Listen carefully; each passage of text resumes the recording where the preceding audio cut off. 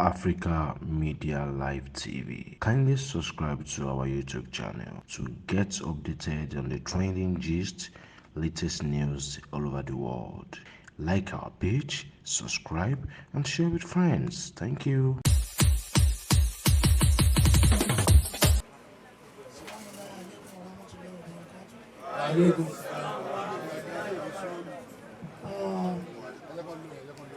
Mo fi òun náà sọ̀rọ̀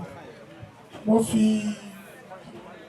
pẹ̀lú ìyọ̀ǹda àti Ọlọ́run àti tànàbí Muhammad sallallahu alaihi wasallam. mo fi ṣe sálámọ̀ sí gbogbo ẹ̀yin bàbá tó wà ń kalẹ̀ mo dẹ̀ fi dúpẹ́ lọ́wọ́ yín nítorí ẹni tí èyí ẹ̀ bá papòdà tí kò bá rí ogunlọ́gọ̀ àwọn ẹni Ọlọ́run lápá ọ̀tún àtàpá òsì ẹ̀ èèyàn lè máa lọ mọ́ṣáláṣí ládùúgbò ẹ̀ kó máa lọ kírun níjọ́ tí ó bá pàdánù èèyàn lára ẹ̀ la máa mọ irú ìhà tó kọ sí mọ́ṣáláṣí ìyẹn ló jẹ́ kí inú mi dùn mo wá fẹ́ tọrọ gáfárà láti ìgbà tí ìṣẹ̀lẹ̀ náà ti ṣẹlẹ̀ tí etí mi ti ní oore ọ̀fẹ́ àti gbọ́ náà ni mo ti kàn sí Jíbọ́lá nítorí pé ìyá tó kú yìí kì í ṣe ìyá fún Jíbọ́lá nìkan bó tilẹ̀ jẹ́ pé àlímọ́ṣàdíà ló bí Wàsíù wọ́n ní ojú mẹ́rin, méjì ti ìyá méjì ti bàbá ní bímọ ṣùgbọ́n igba ojú ni máa ń wò ó inú àwọn igba ojú yẹn náà ni ojú Àdíjàtul Kúbúrà ní ojú ayé ẹ̀ àti ní báyìí tó ti papòdà so àjọjọ́ wọn olókùn ni inú mi náà wá dùn fún nǹkan méjì tọ́lọ́wọ́n bá ṣe fún Pasuma ọlọ́wọ́n òṣèré ẹ̀ látòdì jẹ bíi kó má sí nílé láti tètè dáwọ́ ìkẹ́ àti ìgẹ̀ fún ìyá náà Ọlọ́run fi yẹn ṣe oore àkọ́kọ́ fún ó wà nílé kò sí lájò tó jìnnà torí pé bí èèyàn bá wà ní jìnnàjìnnà sí di nǹkan ẹ̀ tí ìṣẹ́jú kan àkọ́kọ́ bá kọ́kọ́ ṣẹlẹ̀ ẹ̀ṣẹ̀ ni kò kún tó Ọlọ́run tó fi yẹn tó fi ṣèkẹ́ fún ẹ ní ọlá ńlá abẹ́ ìdúpẹ́. Ìkejì ń bẹ ìdúpẹ́ ni pé ó gbẹ̀yìn ìyá náà mélòó ọmọ tó jẹ́ pàdúrà àti tìyá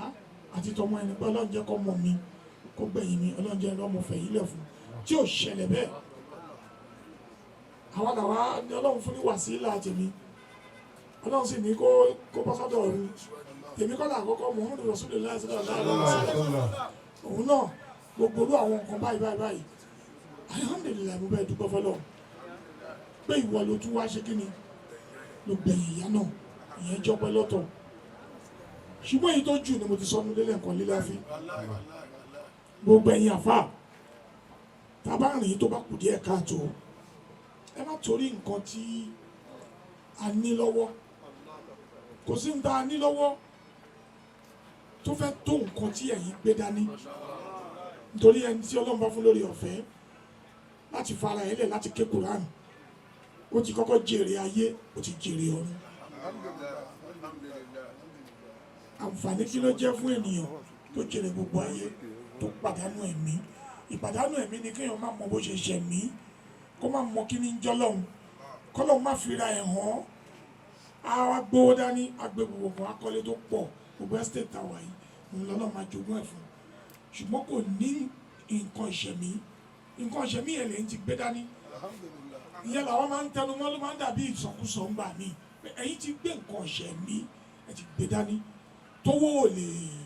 tí ò lè rà á ṣe ẹ má kùnà láti sòótọ́ fún wa nǹkan ẹyọ kan ṣoṣo tó kù tí ń fẹ́ kẹ́ máa fi tọrọ fún Pasuma ni pé gbogbo òbí tó wálé ayé ló di ẹrù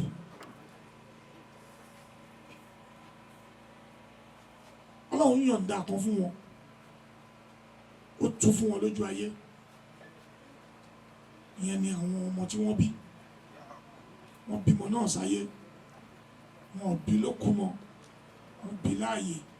ọlọ́run sì ní kọ́mọ náà yá dáadáa lójú ẹ̀mí wọn. ńgbọ́n wá ń lọ wọ́n ti di ẹrù kíni ẹrù pé ọmọdé yìí mo di lóṣooṣù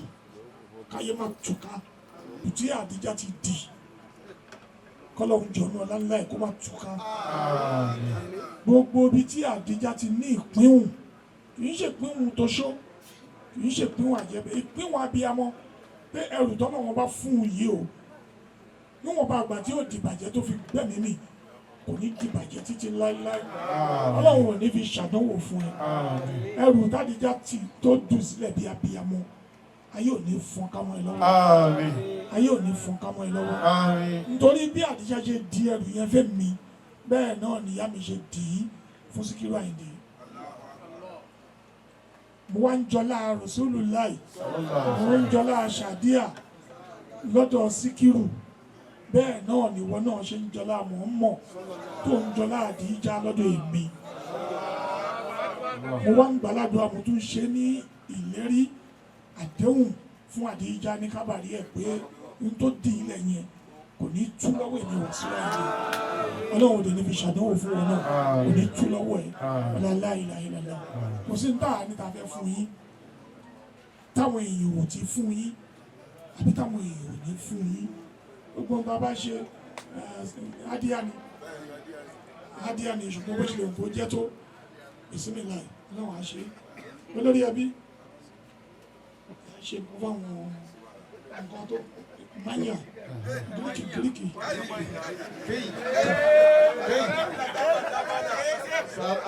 ẹja ní Allahu Akbar